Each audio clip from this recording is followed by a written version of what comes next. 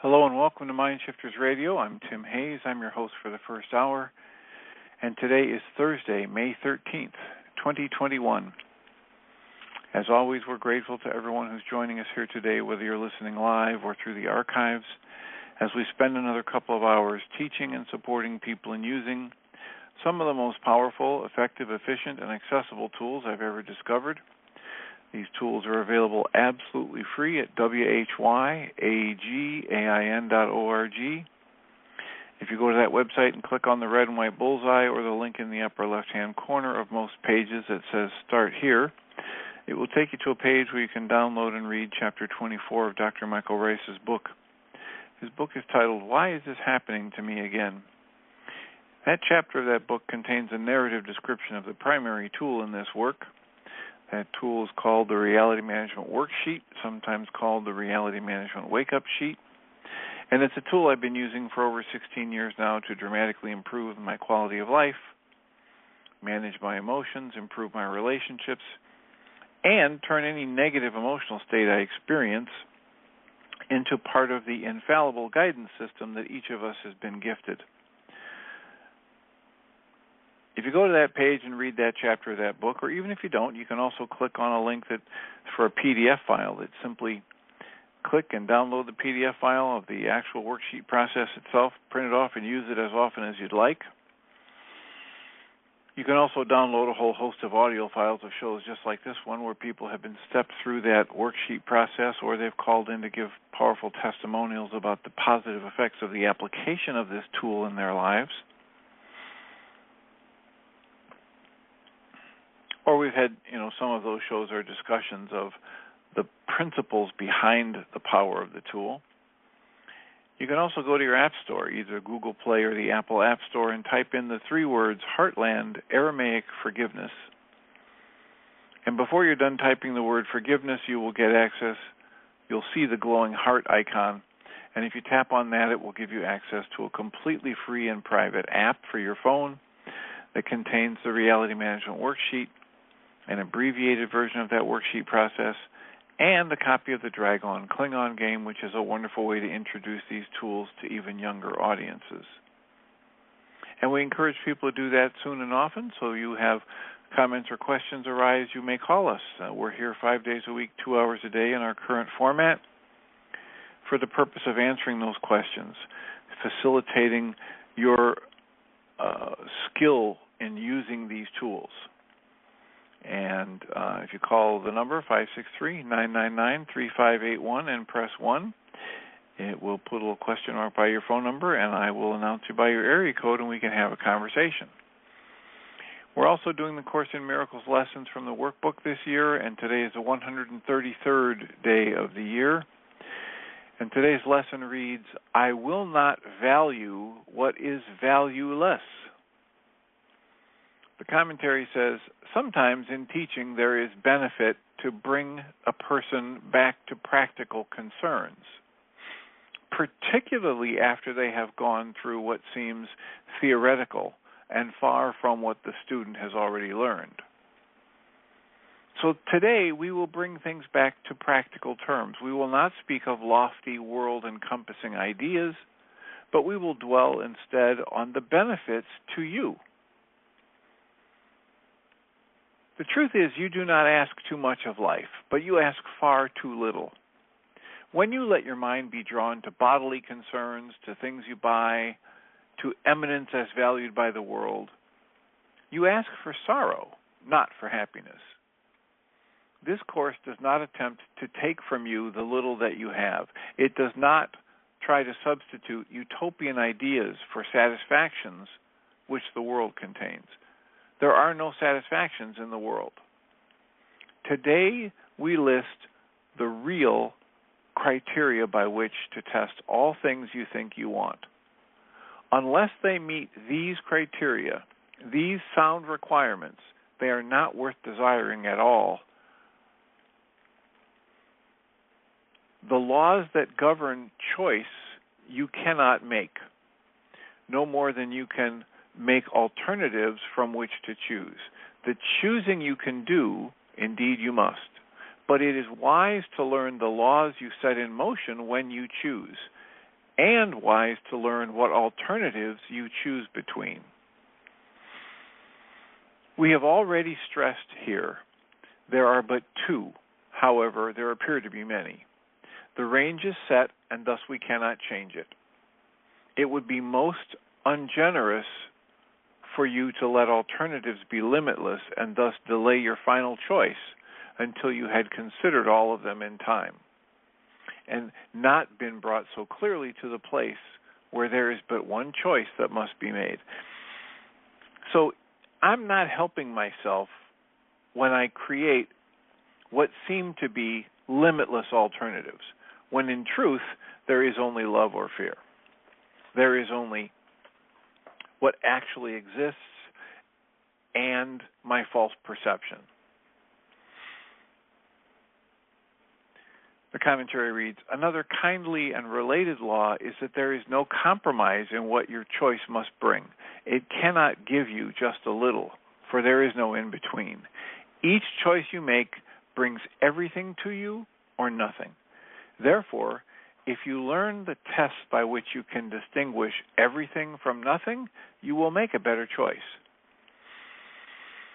First, if you choose a thing that will not last forever, what you choose is valueless.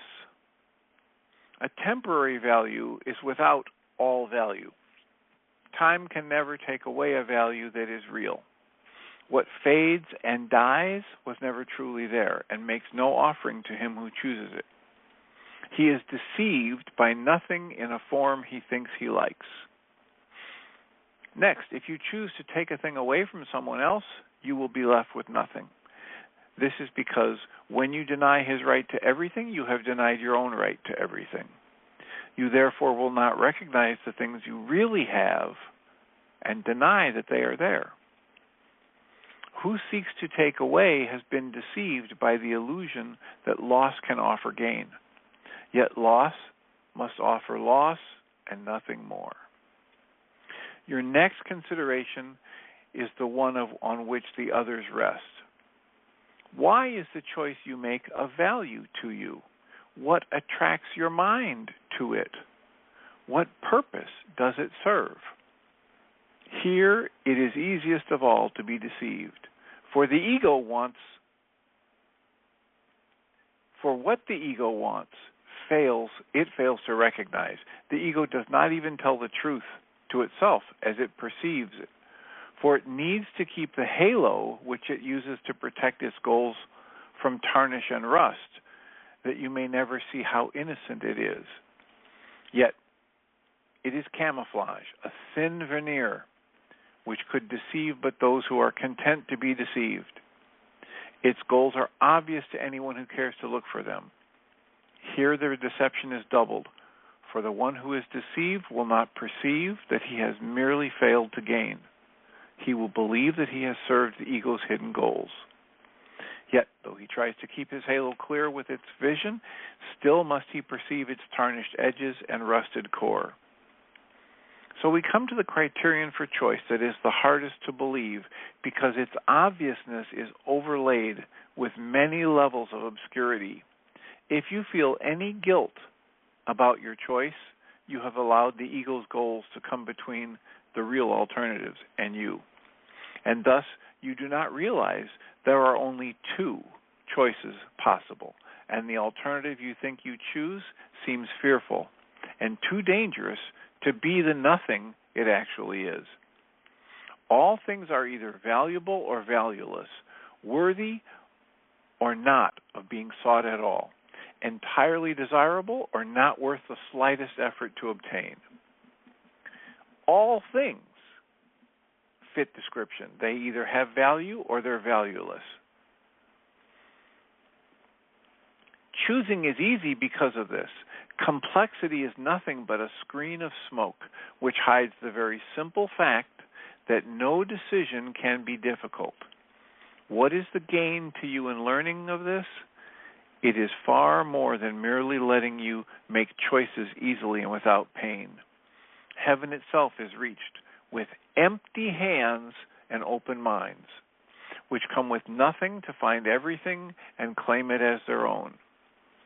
We will attempt to reach this state today, and self-deception will be laid aside, and with an honest willingness to value the truly valuable and real. Our 2 extended practice periods of 15 minutes each begin with this: I will not value what is valueless, and I will only value what has value, for only that do I desire to find. And then receive what awaits for everyone who reaches, unencumbered, to the gate of heaven, which swings open as he comes. So should you begin to let yourself collect some needless burdens, or believe you see some difficult decisions facing you, stop and be quick to answer it with this simple thought: I will not value what is valueless, for what is valuable belongs to me. So the idea is, the mind, the ego, is built on infinite complexities. And it's a web of complex thoughts woven together to try and make something that's not real appear real. That's what the ego's thought structure is. And the ego's thought structure needs to maintain itself. So it maintains itself with complexity. So, Pam Grout's book, A Course in Miracles Experiment, her lesson 133 is titled Thumbs Up, Thumbs Down. When the brain gets involved, it starts a spreadsheet. That's quoted from Pete Holmes. Pam writes, the human brain likes to solve, understand, decide, debate, argue, influence, opine, and whine. It rarely shuts up. It gets its jollies by making everything complicated. Even Facebook's simple thumbs up sign now comes with a selection of 6 emojis. In today's lesson, I will not value what is valueless. I abandon all complication. I make one simple decision to value only the valuable. I make the decision to make all decisions based on what benefits me. Theories do not matter. Despite Facebook's 6 emojis and the brain's unending dicing and splicing, I recognize there are only 2 alternatives: fear, which disguises itself in a million different costumes, or love. I am always choosing either fear or love, moment to moment. I recognize that if fear shows up in one of its endless costumes, it doesn't mean there's an actual problem. It just means there's a problem in perception. Therefore, fear, or the costume problem, is I can't pay my bills. The truth is, I have a perceptual problem. If the fear, or the costume problem, says, I can't see eye to eye with my boss, the truth is, I have a perceptual problem. If the fear says, I am overweight and unattractive to the opposite sex, the truth is, I have a perceptual problem. So today I acknowledge I have been mistaken. Not 99.99% of the time, but 100% of the time. And I remind myself in each of my 2 15-minute sessions that despite prevailing sentiment, it is impossible to ask too much from life. If I have a perception that leads me to a negative emotion, I can instantly know my perception is off the mark. It is in error. So that's our Course in Miracles lesson and the Pam Grout commentary from A Course in Miracles experiment. And we have plenty of time for conversation. 44 minutes left. Our call-in number is 563-999-3581. If you call that number and press 1, we can have a conversation. 563-999-3581. I am reminded that today is a Thursday, so we have a support group tonight. It's available through Zoom, absolutely free. You can join us if you have internet connection from wherever you are. All you have to do is go to mindshiftersacademy.org website and click on the right page for the Thursday night support group login information. I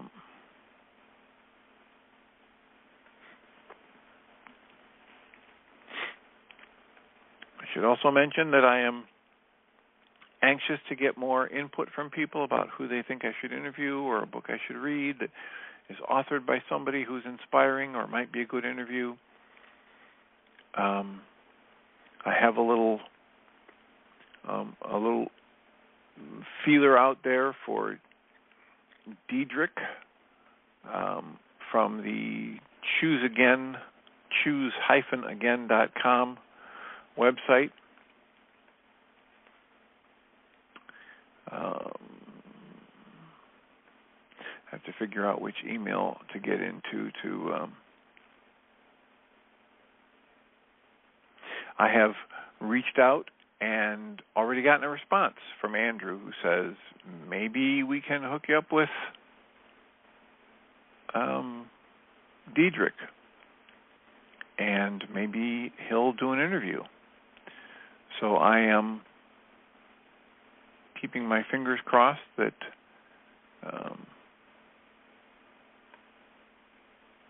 Diedrich Wolsak, Wolsak, who is the founder of the choose-again.com website and that 6-step forgiveness technique, might agree to an interview.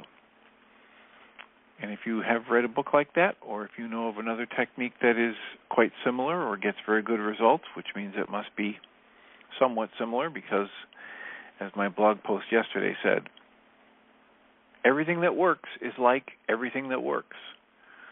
So I can use different terminology for it. I can use a different scheme to get there. But if I get good results at improving my quality of life and managing my emotions and improving my relationships, I'm doing what all the great spiritual traditions have been teaching for thousands of years.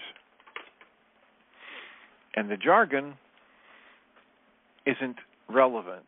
What's relevant is, what is the process I'm going through? How am I actually taking increasingly more responsibility for everything I experience until I eventually have 100% responsibility for whatever I'm creating as an experience of life?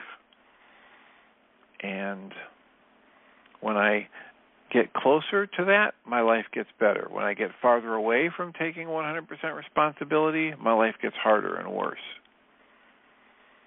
You know, we have a world, at least in this nation, where we talk about freedom and value our freedom. And I like to say to people, listen, I'd like to ask you a question. How can you ever be free if you believe that people and things outside of you create and maintain your emotions?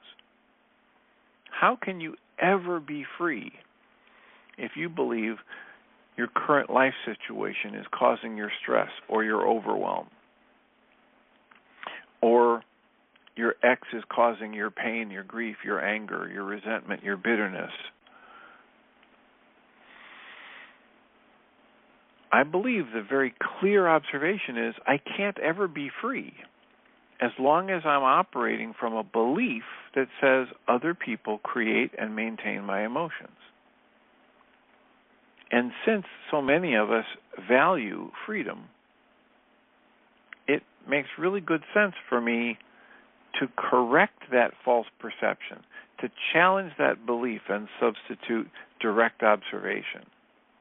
And one of my favorite ways to observe directly how false it is to think someone or something outside of me is creating my emotions is every time I experience a negative emotion, pick up a reality management worksheet process, step through it, and even though the people that I thought or the situations I thought were causing my upset they haven't changed at all, and they don't even know I'm doing a worksheet, my upset level changes, sometimes dramatically. And there it is. I have, in that moment, every time I've done that, I have demonstrated to myself the truth that my emotional experience, my experience of life in all of its perceptions, is always an inside job. And when I do that, I'm no longer living from the false belief. Now I'm empowered to apply whatever tools seem most useful to me to alleviate that process that's creating an emotion that I don't like, any kind of negative emotion.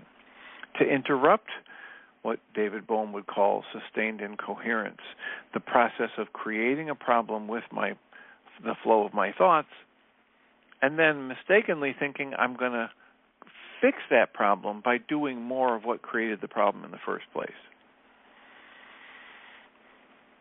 And that's the benefit that we have here. We have these powerful, effective, efficient, and accessible tools that when I pick them up and apply them to my negative emotional states and the thoughts I'm using to create those negative emotional states, I get change. I get benefit. I get, as the Course in Miracles lessons today says, none of this theoretical, high-flying, generalized talk. Let's just talk about benefit. Sometimes in teaching, there is a benefit to what?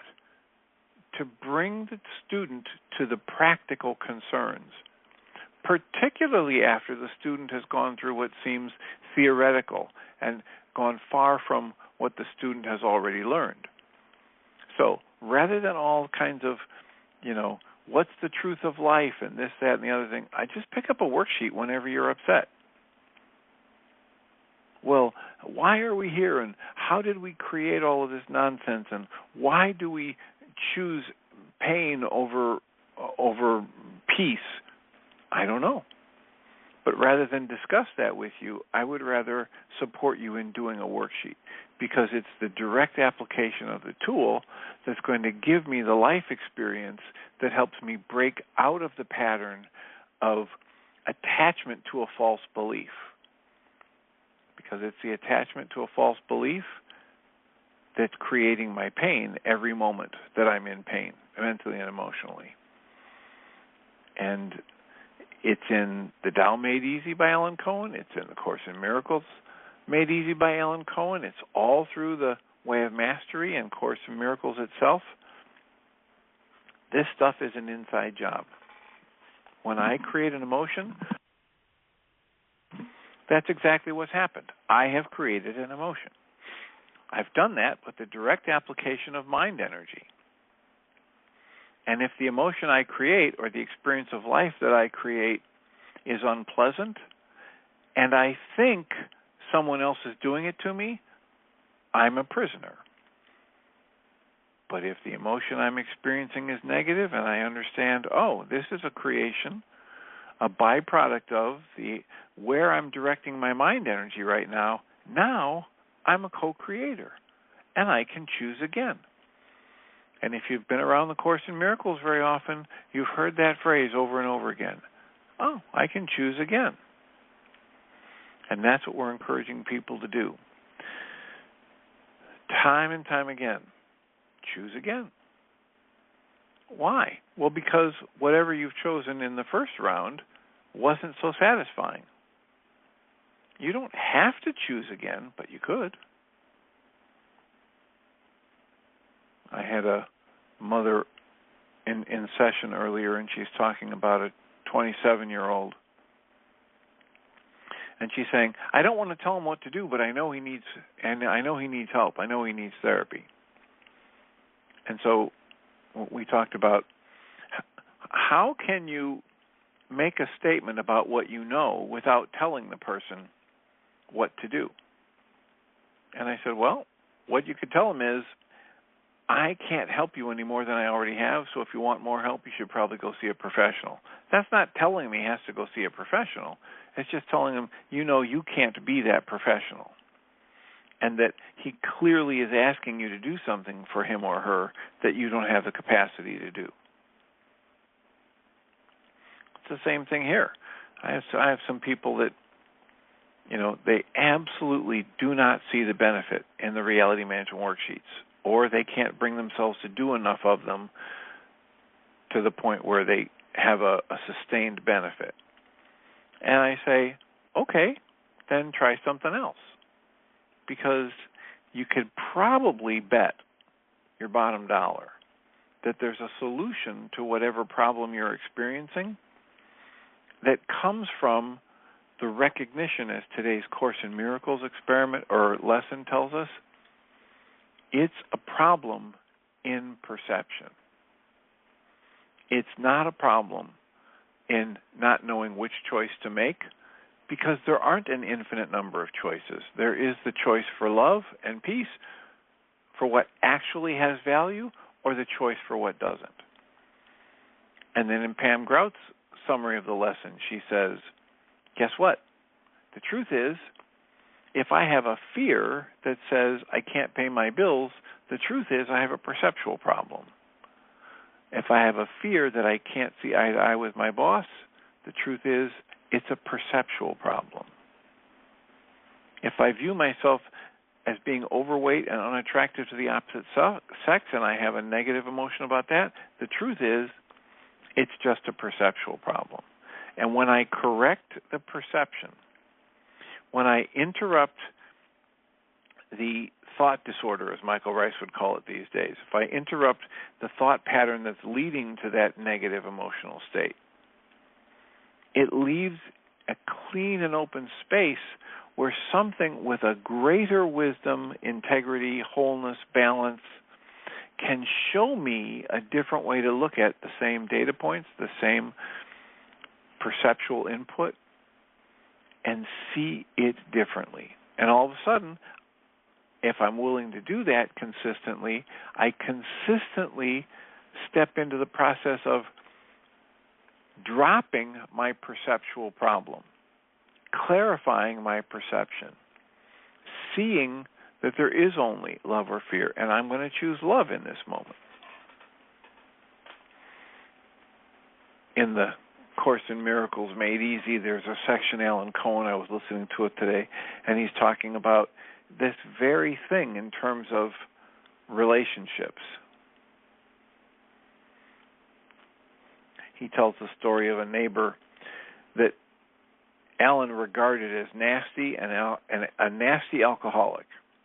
And he says she would sit at the kitchen table with her husband and drink and complain. And Alan says, I did not see any good in her. Eventually, she and her husband took in a younger fellow to live with them.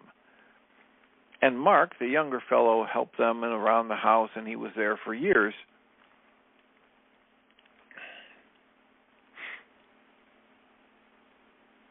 When she died, that young guy, Mark, who's now quite a bit older, told her, Brenda was one of the kindest people I've ever known.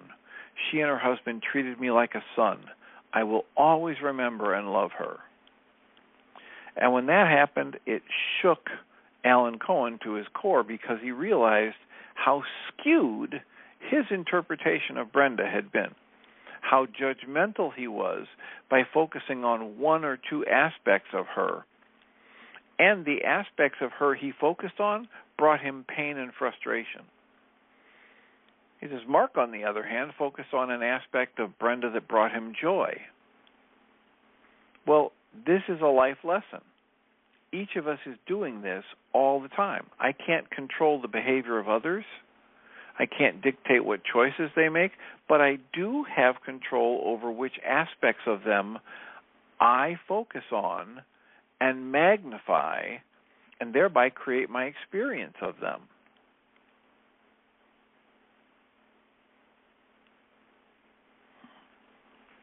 How many times have we been in relationships? This is at the tail end of the talk about special relationships versus holy relationships. But how many times have we been in relationships with people where it starts out and we're focusing on all of their brightness and all of their attractiveness and all of their good qualities, but after a while, Michael Rice would say in his codependence to interdependence talk, this image substitution happens, and all of a sudden, I don't get to focus on their bright, their beautiful, their loving, their good sense of humor, their generous nature. Now I'm focusing on their sloppiness, their rudeness, all of which might be there as aspects of the person, but my experience of the person is going to be driven by the parts of them that I focus on and the interpretations I place on those focusings, not driven by the person in front of me.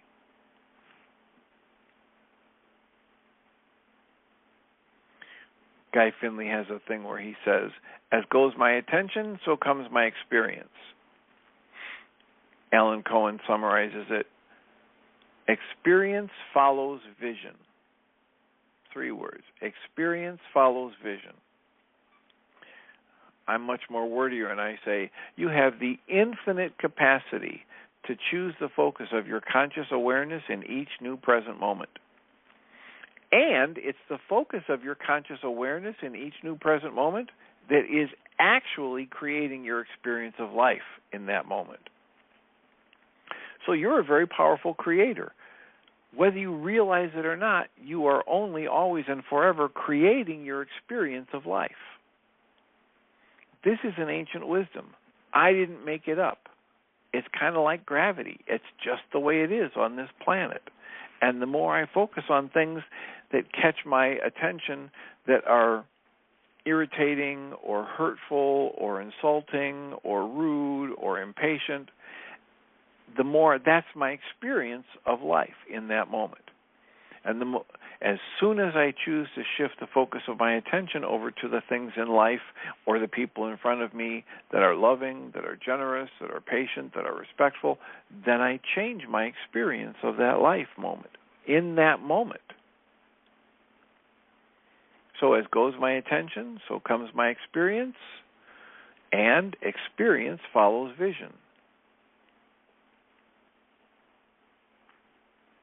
Since I mentioned it, I should just clear up that sometimes when people talk about special relationships and special relationships being bad or destructive or counterproductive, they're not really thinking what the deep spiritual teaching is proposing. And for one of the best clarifications of this, if you go to the Course in Miracles Made Easy, this Alan Cohen clarifies it very, very, very clearly.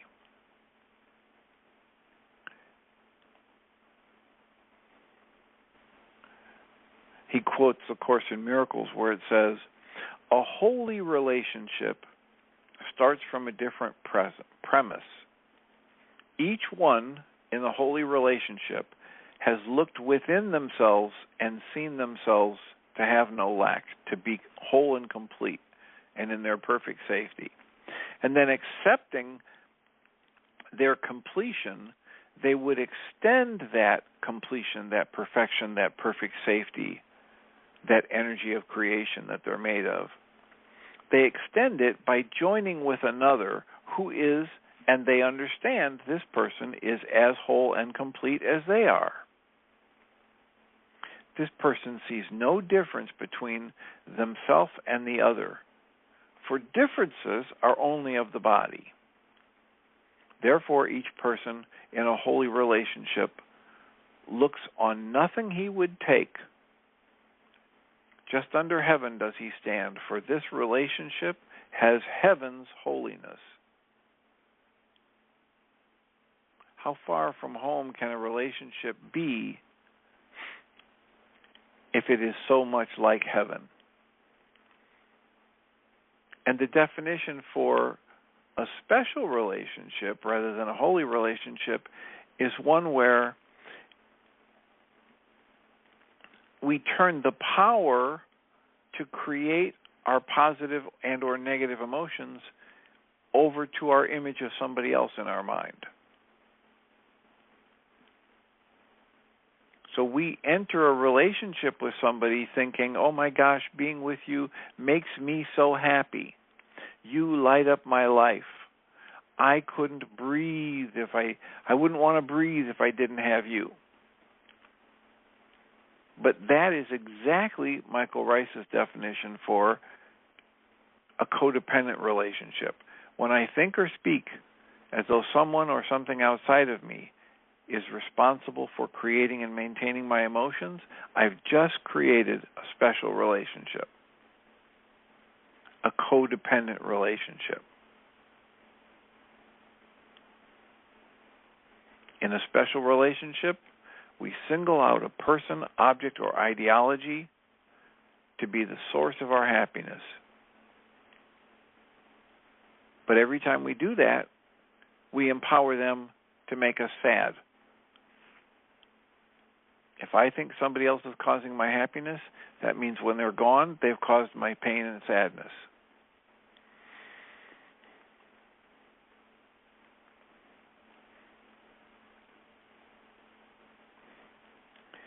Way of Mastery talks about it as though you are a person who has the rarest of all gifts and jewels in your possession.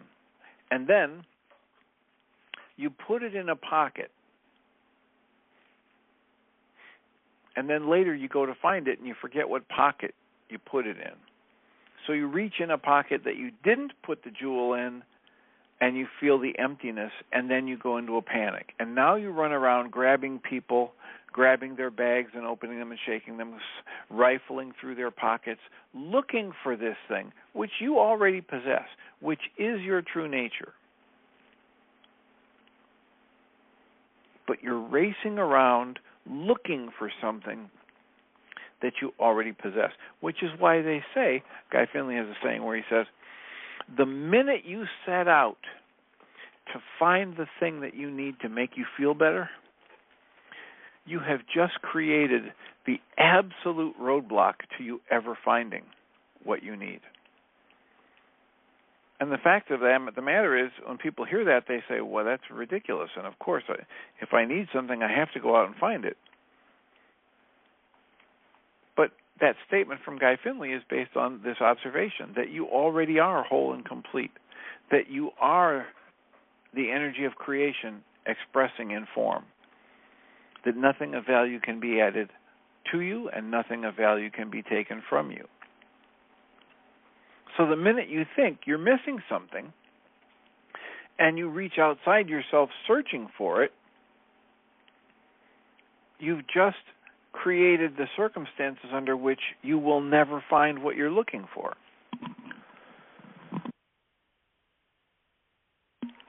And the reason for that is because you're looking where it isn't.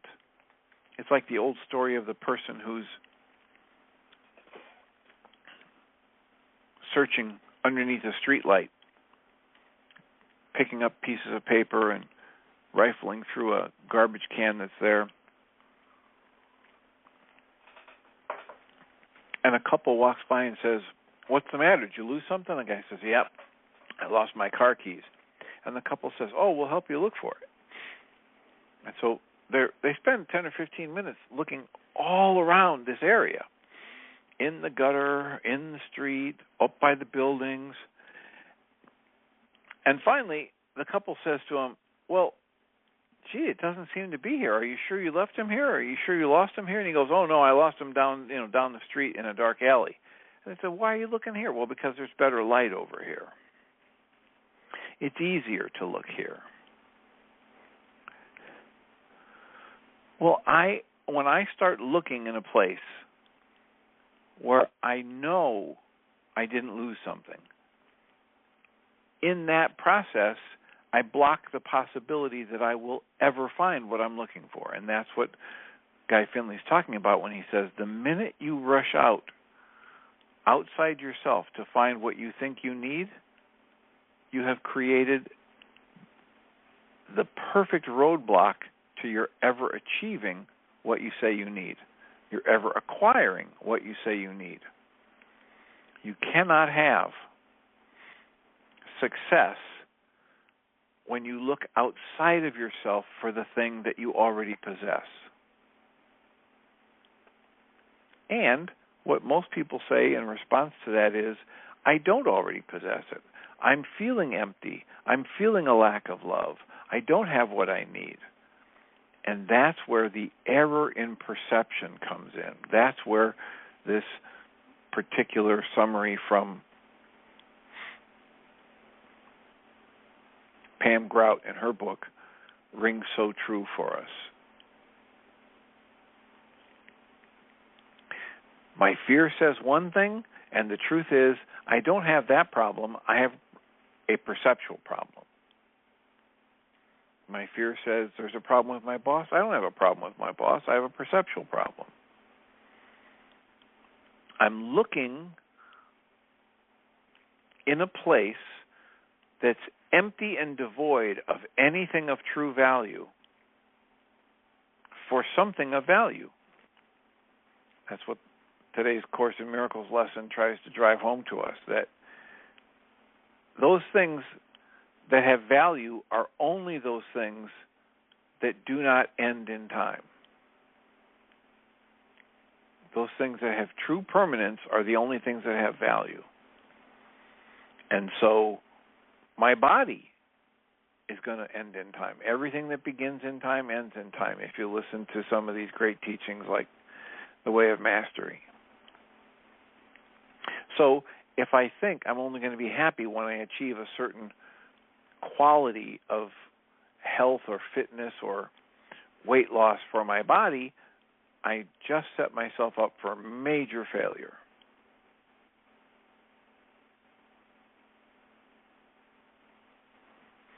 Because I think I'm pursuing something of value, and the thing I'm pursuing has no absolute value. So I'm looking for something of value in a place where there is only the valueless, only those things which are temporary, only those things which rust and fade and moths can eat. What is permanent? What is the truth? What is unchanging? I love the way, what's her name? What is her name? Ganga Ji. She talks about how if you spend enough time in meditation, if you spend enough time watching everything that comes and goes in your meditation, what comes and goes in your meditation are all of these thoughts and all of these emotions. And if you spend enough time watching everything that comes and goes, eventually you will recognize that which never comes and goes, that which is permanent, that part of you that is your true value, your wholeness, your essence is love, all these various words for the same thing. If you let yourself sit and watch the flow of your thoughts and your emotions, and you recognize that they're constantly changing, then you will eventually be introduced to that which never changes. It's sitting right there. It is your core.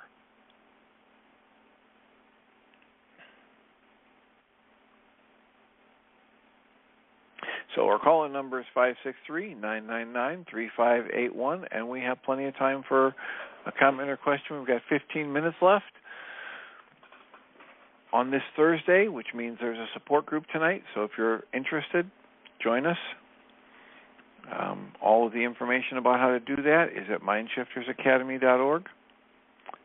And we'd love to have you join us or pass that information along to somebody that might be interested, might have benefit from joining us. I had yet another person today that wanted to send somebody to me to have therapy, and I had to say I really don't have the space.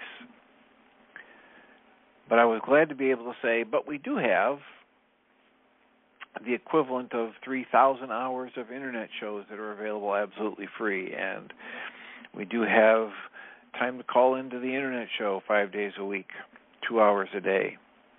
And we do have a support group that runs from 6:30 to 9 on Tuesday nights and 6:30 to 9 on Thursday nights. And we do have all kinds of other things we can point you to, like Byron Katie's work, Ho'oponopono, the Sedona Release Method, and now we know about Diedrich's work, which is from choose-again.com. a 6-step process that takes into account almost all of the core tools that Michael will talk about or you'll find in the Course in Miracles or the Way of Mastery. And so these ideas and the tools, the corollary tools that go with them, are getting to be made available more and more through the internet and YouTube videos and downloads from websites like whyagain.org. And so take advantage of it every time you're so motivated to do so.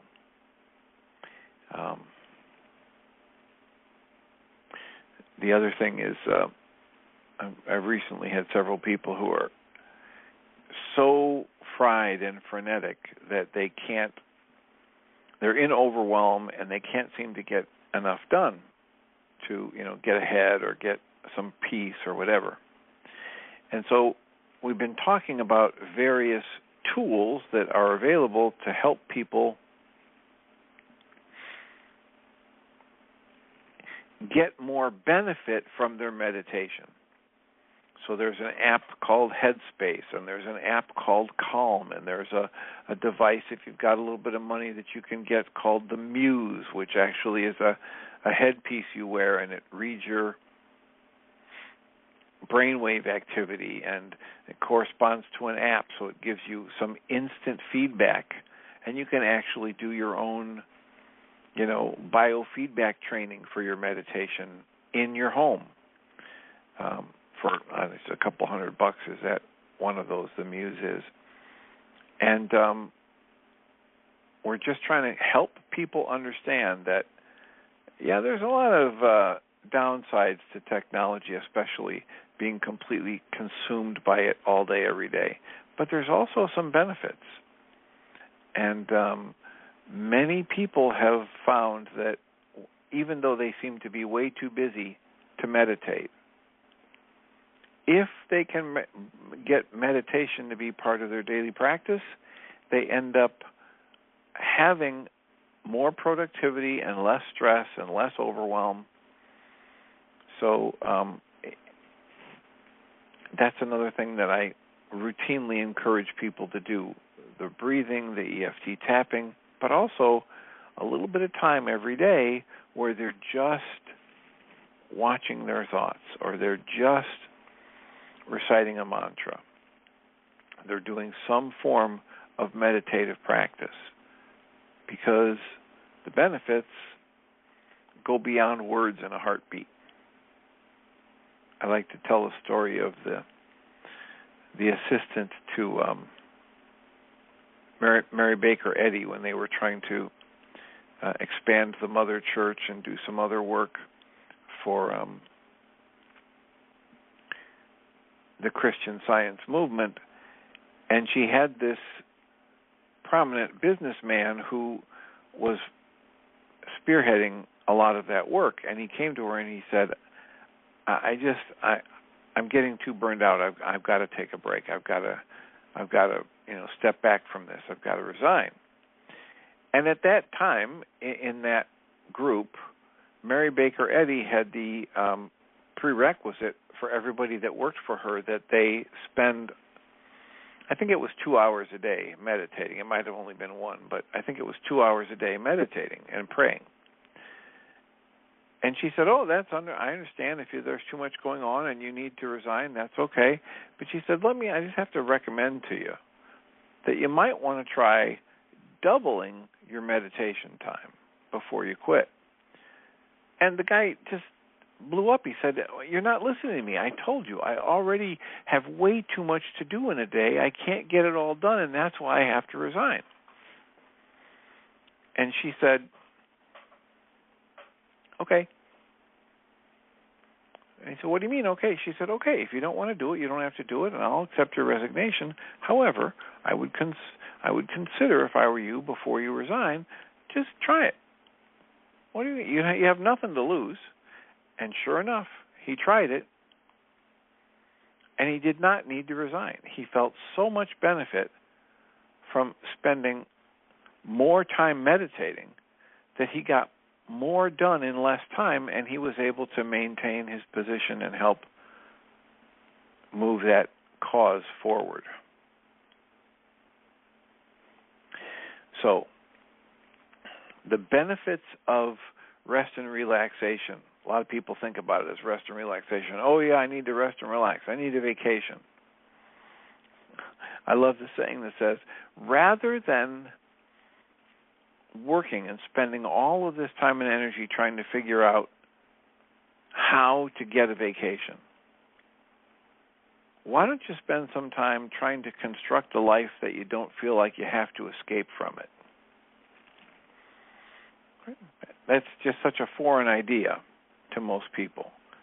But it's a lovely idea. How about I just find a way to live my life so that I don't feel like I've got to get away from it? So I don't feel like I can't wait for happy hour, or I can't wait for the weekend, or I can't wait for, me to get home tonight and pop open a beer or whatever it is, or turn on my favorite numbing out television show. That's what we're hoping people do with the application of these tools. Wake up to the recognition that you're constructing your experience of life all day, every day. So if you have a life that you're experiencing and you're not enjoying it, and you wake up to the fact that you're the one creating that experience, and then with some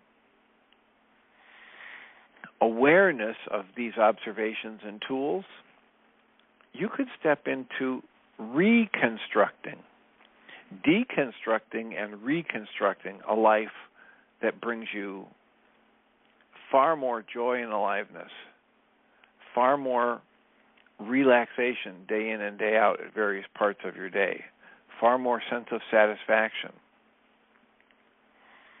And that's what we're hoping people do with their application of these tools. And if you do, and you're having any success with that, or if you're struggling and you're not having success with that, we'd love to hear about it here at 563-999-3581. And if you call that number and press 1, we can have a conversation. What is on your mind? We've got 5 minutes left. About 5 minutes left. And we're coming up on the weekend, so take advantage of this time if you have comments or questions. I know that I haven't said this in a while, so I'll say this. I'd be happy to entertain your comments and your questions if you're living. If you're listening to this through the archives, so you don't have the ability to call in right now, if something we're talking about raises a comment or a question, feel free to email me at tjh@mindshifters-academy.org, or you can email Jeannie at jeanie@yagain.org. And we will do our best to answer those questions in one of the next shows, and then you can listen to the answer in the archive. So, not that we'll actually have the answer to your question, but we'll have some things to say about it. We'll share our thoughts and or acknowledge that that's a thought and a question we've never considered before, and maybe we'll do some research to find a good answer to it, and then come and talk about it some.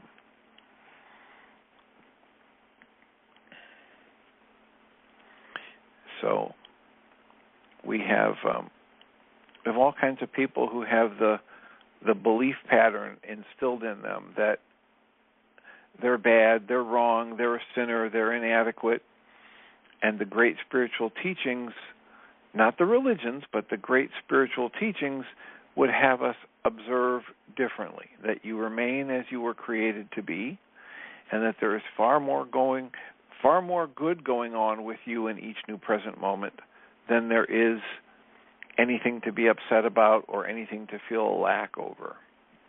And if you can move into that space where you can observe that for yourself, it is a game changer. I can tell you this from firsthand experience, that I spent most of my young life feeling that sense of inadequacy, feeling as though I wasn't quite good enough, feeling as though I was replaying the